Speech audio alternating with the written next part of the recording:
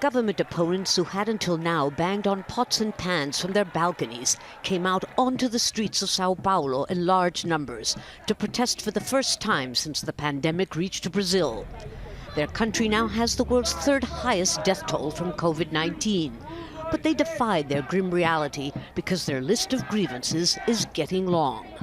I came out despite the quarantine because I have to fight for all of us. Bolsonaro is a threat to democracy and our lives.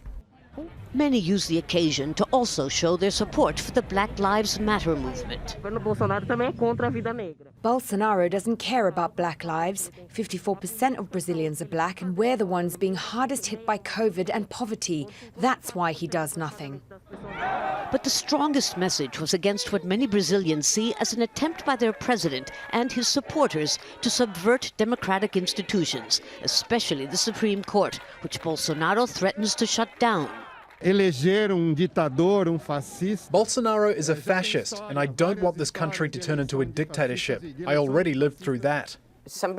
I asked former Brazilian ambassador to Washington and the UN, Rubens Recupero, if describing Bolsonaro as a fascist was perhaps going too far. He has, as I said, all the traits of a fascist.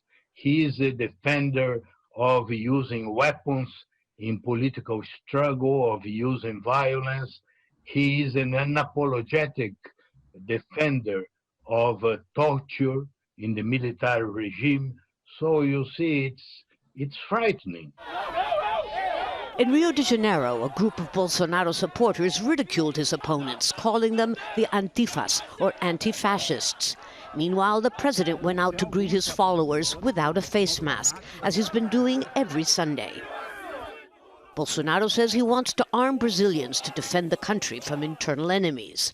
He has also named a retired military officer, one of 3,000 he's placed in civilian jobs, as acting health minister. With the pandemic, a deep economic recession, and a political crisis all in high gear, opponents are betting that time is on their side, as long as Brazil's democratic institutions can withstand the test. Lucia, Newman, Al Jazeera.